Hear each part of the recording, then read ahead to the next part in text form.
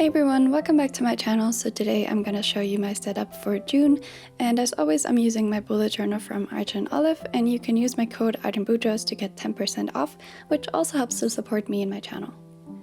As always, I'm going to start with a little flip through of my May spreads, and I didn't actually end up using my bullet journal a lot in May, just because I was a little bit stressed because the end of the semester is nearing for me, and I just had a lot of other priorities, which is also why this video is later than usual, but I really appreciate your kindness and patience.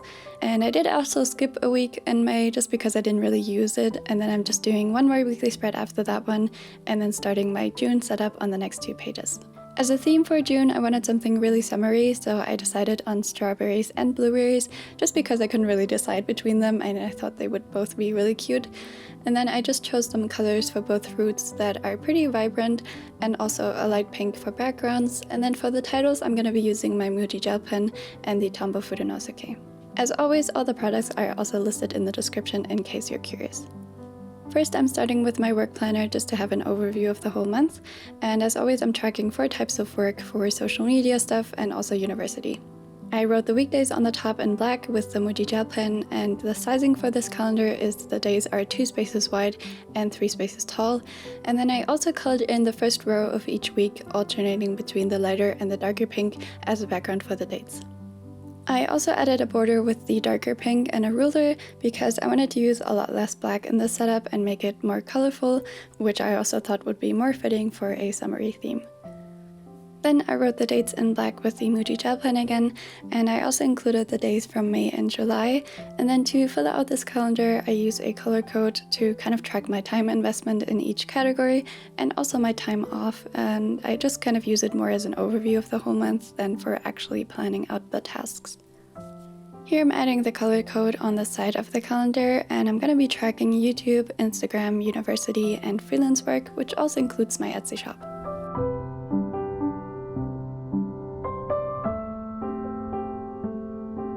On the bottom, I'm also including my YouTube and Instagram growth trackers, and I just made some simple sections to write down my subscriber and follower count on the first and the last day of June, and I kept the sections in the same style as the calendar just to keep things cohesive. Now for the cover page, I wanted something really simple and quick, and I just made a kind of pattern of strawberries and blueberries, and I also wanted to include some whole strawberries and some that are cut in half for a little bit more variation. First, I used the bright red for the whole strawberries, and I just kind of used the marker itself to create the shapes. And then for the ones that are cut in half, I used the pink first to kind of make this pattern on the inside, and then I also used the red on the outside.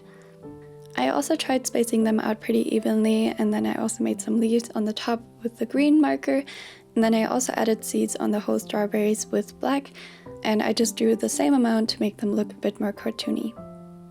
Then I'm filling the rest of the space with blueberries, and I first used the base color, which is kind of this purplish blue, again trying to space them out pretty evenly, not too close together and not too far apart. And then I used a darker version of that blue to make a little cross on each of them so that they look like they're facing in different directions. Next up, I used the light pink for a border on the top and the bottom, and also as a background for the title. Then I wrote the title itself with the Tombow Fudenosuke, and I went for this kind of playful style of font, which I thought would be really fitting for this theme, and I used the flexible tip of the pen to vary the thickness of the brush strokes. As a last step, I'm using the darker pink again to add some little hearts, just to fill in any of the small gaps in the pattern. And that's it for these first 2 pages, so let's move on to my habit trackers. Now, I did the same layout as I did for April because this theme is kind of similar in that it acts like a pattern, so I made the titles on the sides again, and the trackers and the sections in the middle.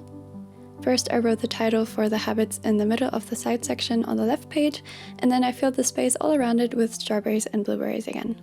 I tried not to draw 2 whole strawberries directly next to each other for some more variation, and I usually tried to kind of space them out diagonally, which makes the pattern look a bit more balanced. I really wanted to make this theme super simple and quick to do because honestly in summer I'm usually not super motivated to journal, and I also just don't usually use it as much, but definitely let me know how it is for you.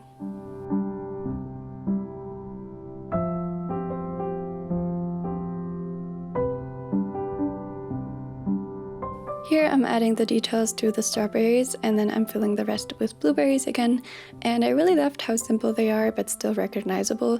And if you do have any other theme ideas, definitely leave them down below in the comments. I always keep a list with all of your suggestions, and I feel like summer themes are also just super fun because they're so colorful. Next up, I made 6 daily habit trackers, so 3 rows of 2 trackers, and I made the background for the titles in pink, the titles themselves in black, and then the daily habits that I'm tracking are doing my morning routine, planning my day in my bullet journal, not looking at any social media in the morning, playing piano, cleaning up a little bit, and also doing my nighttime routine.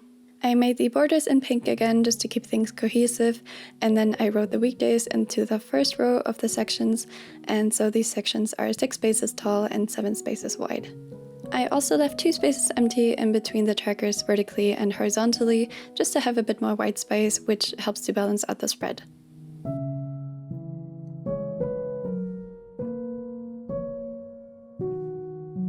For the trackers, I use the light pink to color in the weeks, and then to fill them in, I will either use a cross or draw a black circle like I did for May.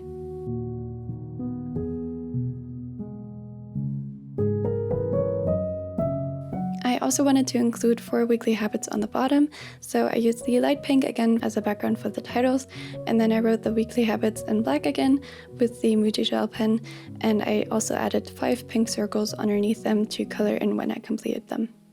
For my weekly habits this month, I'm tracking making my weekly spreads, cleaning my room, having a little self-care day, and doing a weekly reset to get ready for the next week.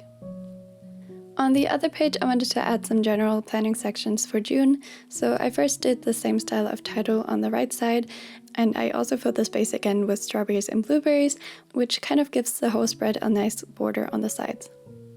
Now, just because I don't really have anything else to add here, I wanted to answer a question that I get sometimes, which is how long does it actually take me to film, or how long it actually takes me to make a spread.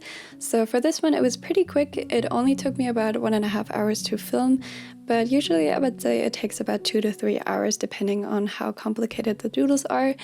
But this also doesn't include like coming up with a theme first and sketching my spreads, which I can't really say how long it takes me because it really varies from month to month. And sometimes I come up with a theme really quickly, and sometimes it just takes me a lot longer because I'm not really happy with what I'm doing. But what definitely takes the longest for me is the editing process. So I first do a rough cut of all my clips, then I write my voiceover, which usually takes a lot of time. Then I record and edit my voiceover, and then lastly I do what's called a final cut, where I add my voiceover to the clips, I add some music in the background, do some color correction, and just any last touches like adding some text. So it's definitely a long process, but I really enjoy it. I think in total I might spend around 10 hours on each video, but again, it just really varies from video to video. So yeah, I hope this was helpful for any of you who are wondering, or maybe if you're thinking about starting your own YouTube channel. Next up, for the sections, I used the light pink as a background for the titles again, and then I made the borders with the darker pink and a ruler, again just keeping things really consistent all throughout. I made 3 sections in total. The first one is for university to-dos because that's really my biggest priority at the moment, and I just have a lot of projects that need to be finished. And then next up is for YouTube, just to plan my next video and to write down any ideas. And the last one is going to be just for things happening in July, so next month. And then I also added a little doodle in the right lower corner just for some extra color.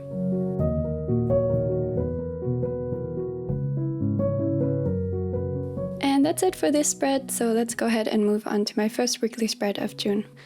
Now this time I did a layout that has 6 square sections on each page, so they're 11 by 11 spaces with 2 spaces in between them horizontally and 1 space vertically. I started on the left side and I added June as a title on the top section, and I filled the space around it with doodles again just to add some color first.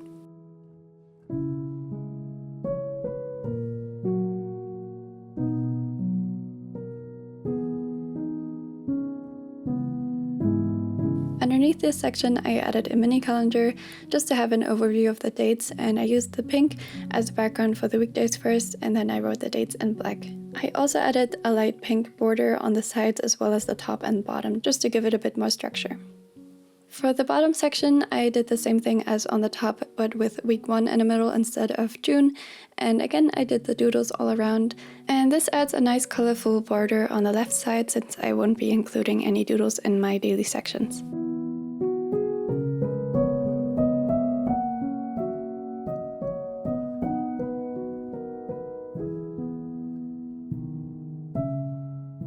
For the daily sections themselves, I first did the background for the titles and the date on the top left and the bottom right with the light pink, and I colored in 4 spaces for the weekday on the top and then 2 for the dates on the bottom. I placed the days in the top 6 sections and then Sunday on the bottom right of the left page. I wrote the weekdays and the dates with the Tombow Fudenosuke again in that same playful font that I've been using, just to make them stand out a bit more.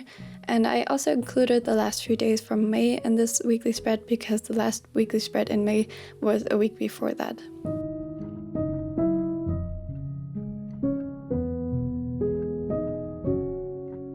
Next, I added the borders with the darker pink again and a ruler, and I left out the spaces for the titles and the dates. And I thought the pink was a really nice contrast to the darker titles, and it also makes the doodle stand out a bit more. Here I'm also using the light pink to color in every second row in the daily sections, just to add a bit more color.